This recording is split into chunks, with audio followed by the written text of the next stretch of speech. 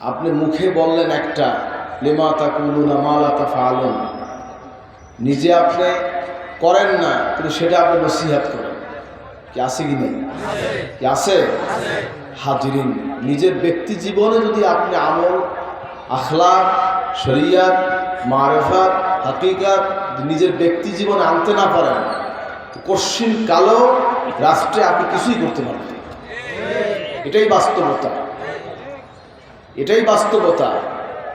আমাদের দেশে অনেক লোক আছে বিভিন্ন কথা বলে, কিন্তু আমরাও ইসলামের কাজ করি, করি কিনা বলেন?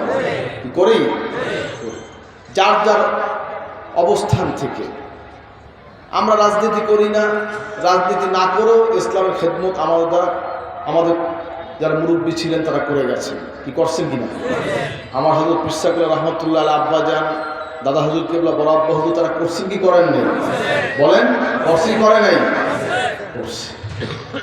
অনেকে বললেন, অনেকে বললেন না, কারণ কি? করছি কি করে নাই?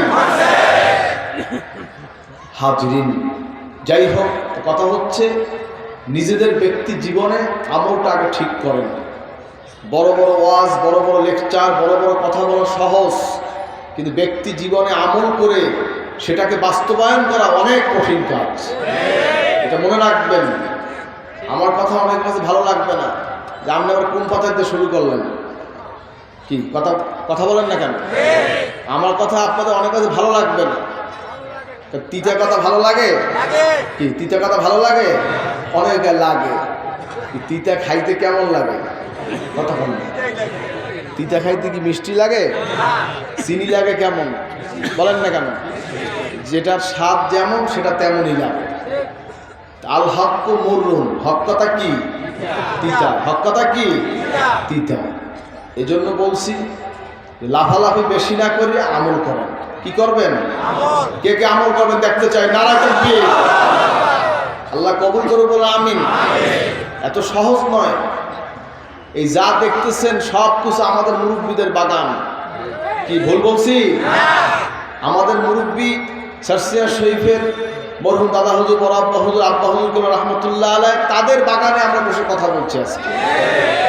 কিভাবে বাগান তৈরি করতে হয়েছে তা তারাই জানেন। এখন তো বাগান পেয়েছি আর এক একজন আসে লাভ দিই। কি আছে কি নাই? আচ্ছা, এজন্য আমাদের কথাবার্তা শালীনতা থাকা দরকার। অনেক ওয়াইজ দেখবেন পেশাদার বক্তা, এদেরকে কি বলে? বলেন, এদের কি বলে? পেশাদার বক্তা, যারা কন্ট্রাক্ট নিয়ে ওয়াজ করে। কি বলে জানেন? যে আবু বকর যে কারোর হজ করছে, আবু বকরের চাইতে 100 গুণ বেশি হজ আমি করছি। কত বড় বেয়াদব! এটাকে কি বলে? বলেন, জোরে বলেন, এটাকে কি বলে? বেয়াদব। বেয়াদবে মাহরুমে গাস্তাজ ফাজলারা, বেয়াদব আল্লাহর রহমত থেকে বঞ্চিত। একজন আলেম, তার মনের মধ্যে একজন আলেম সবচাইতে বেশি আল্লাহকে ভয় করে একজন আলেম। হাজিরিন, ভাইরা আমার, সে আলেম যদি আজকে সাহাবায়ে কেরাম সম্পর্কে বলে যে তার চাইতে আমি বেশি হজ করছি, উমরা করছি, হের চাইতে বেশি আমি তেলাওয়াত করছি, হের চাইতে বেশি আমি তারাবি পড়াইছি, এই কথা যদি কোনো আলেম যদি বলে, তার ওয়াজ কি শোনা যাবে? হিসাবটা মনে রাখবেন। হাজিরিন, ভাইরা।